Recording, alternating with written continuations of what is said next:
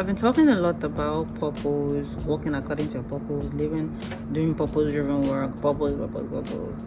In this video, I'm going to be teaching you how to discover your purpose. Yay! So, if you have been curious, like other people have been, Angelica, how do I discover my purpose? How do I know my purpose is? Today, I'm going to explain that in this video. If you are new here, my name is Angelica. I teach on purpose, potential, healing, identity, kingdom wealth, and prosperity. If you'd love to learn more about any of these topics, feel free to subscribe and like this video. Let's get into it. Okay, how to discover your purpose. I don't know why I'm so excited about this topic, but I think it's because it's one of my strengths, helping people to discover their purpose and live up to their full potential. That is my purpose. Can you imagine? Okay, I'm serious now. Serious mode activated. Your purpose is the reason for which you exist, and it is what determines your design. For example, if God created you to be an entertainer, then he would design your body in such a way that it's attractive to people. Your personality is an attractive one. People just like being around you. Maybe he called you into comedy. You're just the funny guy. You don't even try to be funny, but you just say stuff and do stuff and people laugh. Do you get what I'm saying? Your design is because of your purpose. So that's the whole point of this video, to know why you are the way you are and what God has called you to do. Now, there are 6 aspects of 6 parts of your purpose. Let me put it that way. Please, I'm not usually like this. I'm going to cut back a bit on the excitement so that I can actually give you guys what you came here for. Okay, so 6 aspects of your purpose, and your purpose is in the center of these aspects. Number 1, your pain. The painful experiences you have been through prepare you for your purpose. And like I always do, I'm going to share my experience with you guys so that you have a deeper understanding of what I'm trying to say. Like I said, I think I've mentioned before in one of my videos that I lost my mom at an early age. At the age of 7, I lost my mom, and that shook my world and made me feel very insecure. Then my dad remarried, and this woman was a narcissist, and she abused and manipulated me and my sisters for a lot of time. Like I can't even put the time frame on how long she has been in that for, because anyways. And then when I got into school, I was dating this guy. Let's just say that relationship had to end for all the right reasons. Because at some point I realized he didn't actually love me and he was just using me. I say that to say, now that a few years have passed, I can see how God used those experiences to prepare me for my purpose. Me losing my mom and my dad remarrying his wife, it's sharpened my gift of discernment and activated my emotional healing gift, because now when I talk with people, I can relate with them based on the fact that we have a common loss. So I can talk to people that have lost their moms because I know what it feels like. So yeah, it sharpened, or rather activated, my emotional healing gift and discernment. And then my ex-boyfriend, that I had been seeing, obviously now back then I was a different version of myself and I didn't know my worth. And I think every girl has been through that phase of being with a guy that doesn't deserve her, but she just sticks around anyway because she loves him and he gives her attention. Girl. So now I have made it my mission to make sure that every girl that I come in contact with knows her worth and doesn't settle for just any guy. Okay? And now, that is how God prepared me for my purpose, amongst other experiences I've had. I just gave these 3 examples to break your ice, make people understand. So all those experiences you've had, the painful ones you've had, God is going to use them if you let him. He uses them to prepare you for your purpose. So I want you to think back. I'm not saying it's easy, I'm not saying it's fun, because healing is messy. But when you heal, you allow yourself to be transformed into a leader that can now go and lead other people out of the same thing that you found yourself in. Okay, so your pain. What are the most painful things you have experienced? What did you learn from them? How did you get out of those situations? Write them down. The next aspect of your purpose is your gift. According to my understanding, the difference between a gift and a strength is your gift is what anchors. It's the major thing that defines you. Okay, for example, I am a creator or a creative, anyone. That is my gift. Now your strengths are the avenues through which that gift is channeled. My natural strengths are emotional healing, leadership, singing, writing, problem solving, deep and strategic thing. So my creativity gift is channeled through these strengths. Okay, so I create stories, I create books, I create songs, and I sing songs, and you get what I'm saying. The gift is the anchor, your strengths are the channels. Okay, so what is your gift? Your strengths, what are they? What is the central theme? What is the thing you keep coming back to again and again and again? No matter which strength, which hobby, which interest you explore, what is the central thing? Write it down. Oh, I forgot to mention, this is an interactive session. So if you want to discover your purpose in real time, I would appreciate it if you brought a journal or a book and pen and actually listed out all of these things as I'm explaining them to you, so that you flow along and you're carried along with this session. Okay, your strengths. Your strengths are the things that you're naturally good at that other people struggle with. And like I said earlier, it is the channel through which your gift is expressed. Okay, so let's say first I'm always going to use myself as an example, because I honestly can't speak for another person. I believe that God has led me to become self-aware of what I need to be aware of concerning me. So whenever I talk about this, I'm always going to use myself as an example. I think I mentioned my strengths before, so I don't need to repeat that. But strengths are basically things that you are so good at that other people struggle with. I don't think it's a no-brainer. There are a list of things that you're naturally good at that others struggle with. That is your unfair advantage. Maybe you're so good at dancing, like how does your body even move like that? Or maybe you run really fast, and I think I experienced jealousy one time when I was in secondary school, where these athletic girls that were representing my house, they were so fast, they run so fast, and I'm like, I can't even jog for 5 minutes straight, and you are running like an antelope. Where are you running to? So you get what I mean? Things that you are naturally good at that other people struggle with. That is also another aspect of your purpose. Now, the next one is your values and your philosophy. Everybody has a belief system and convictions that they absolutely believe in. Okay? And these things are, I don't know, they're just very strong convictions. Let me give you an example. Like I always will. One of the things I value the most is confidence, because I know what it's like to have low self-esteem. I used to hate myself. I used to have low self-esteem. So now that I am confident and I'm still growing in my confidence, I love to see that in other people.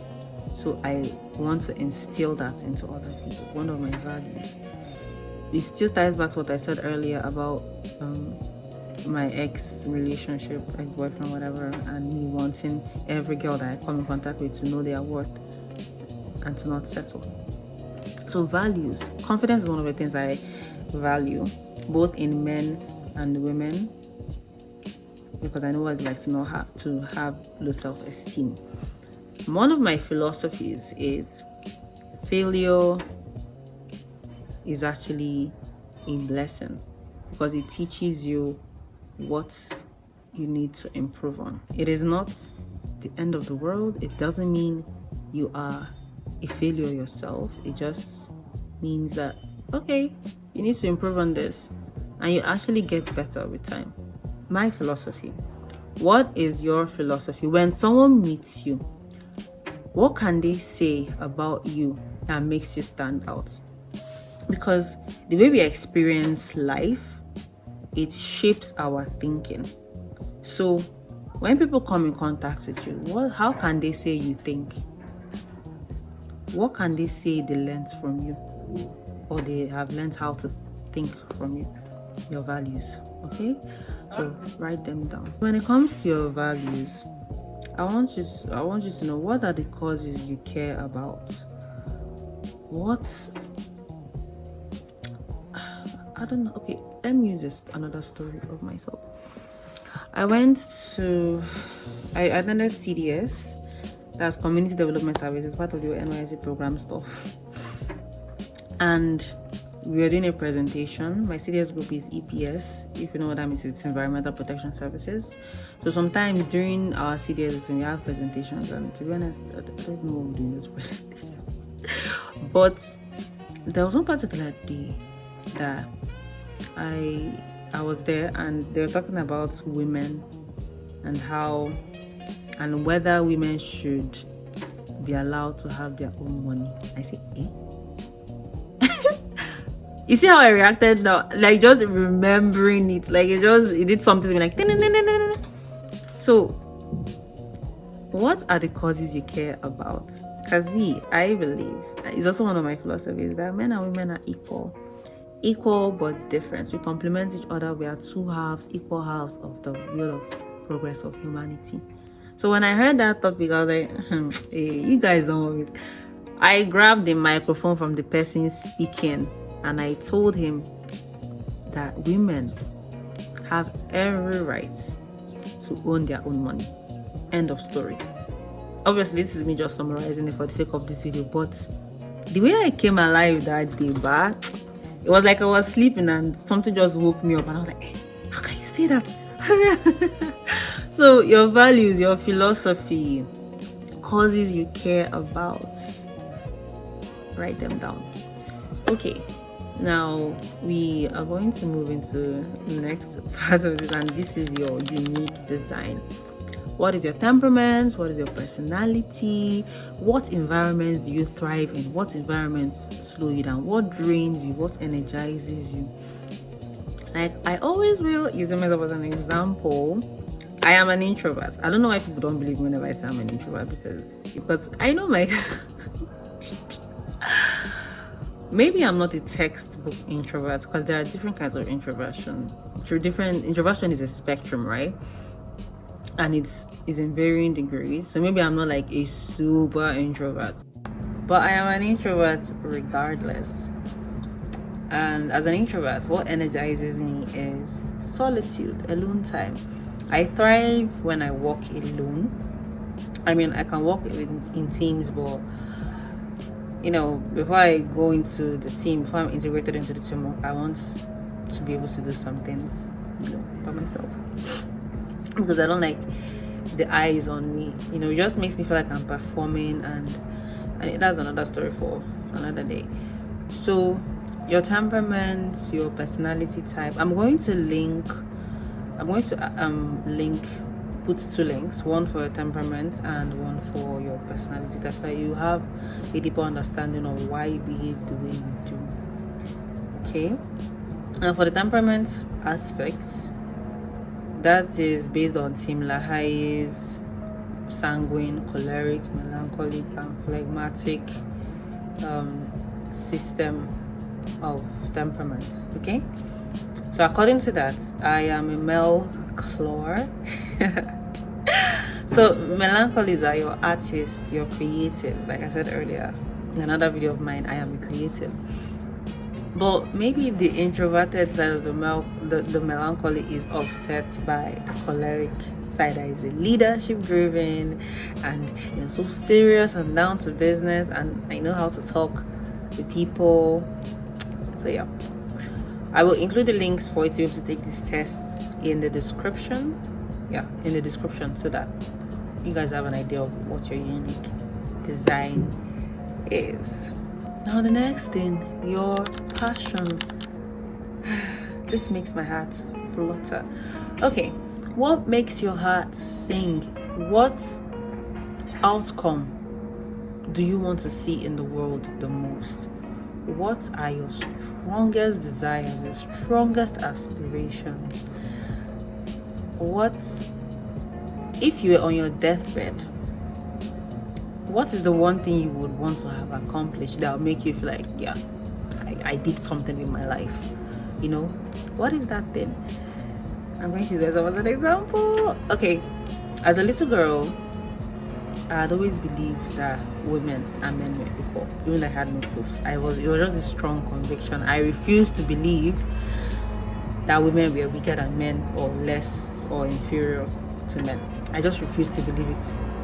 I didn't have any proof, but I refused to believe it. So when I came into Christ, he revealed to me that the reason I had that conviction was because my ministry is women and my purpose is transforming the minds of women and empowering them to become who they were always meant to be in Christ and helping them to live up to their full potential. I'm like, yeah, that makes sense, because that is what drives me. Like, I love seeing women in positions of power. It just does something to my insides. Like, I don't know how to explain it. Like, there's just fire.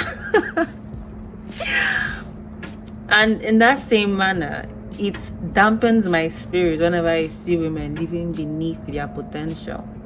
Okay, it hurts me. Like, they pay me past the person with the experience. So that's what I'm trying to say. What drives you? Like, what is that thing you want to see fulfilled with every nerve and fiber with you? What is that? What cause are you willing to do and commit your life to? And that is your passion. Okay, so if you have done all these exercises, which I hope you have, and if you haven't, I don't know why, but I want to oblige you to, actually put on these exercises. I want you to, each and every one of these aspects of your purpose, let's just say they're circles. So this is your circle of strength, your circle of passion, your circle of pain, your circle of your unique design, and in the middle is going to be your circle of purpose, the intersection between each and every one of them. So you see how, for example, my pain became my message, teaching women how to believe in their worth, to believe that they can do more, they should not settle for less in life or anything in particular. That is my message. Okay, my gift is creativity. So now I create books, videos, songs, poetry. I create things to preach that message. My strengths, leadership. I channel my creativity into leadership, and now I lead a community of women that want to heal, grow, and become all that God ordained for them to be.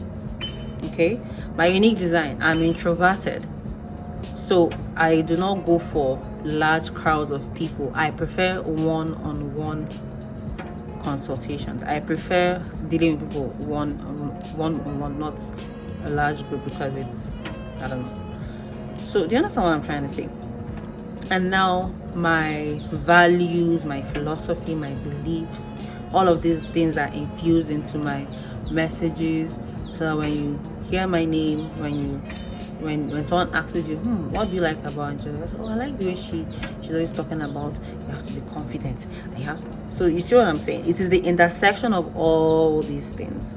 Obviously, for me, there's more to me than meets the eye, but this is just a summary of everything. So you may not get everything at once. You may not get clarity today, but I want you to pray on it and ask God to clarify, because at the end of the day, he's the one that gave you the purpose, and he's the one that will tell you clearly what it is that you were made to do. If you've gotten to this part of this video, oh my god, I'm super grateful. Thank you so much.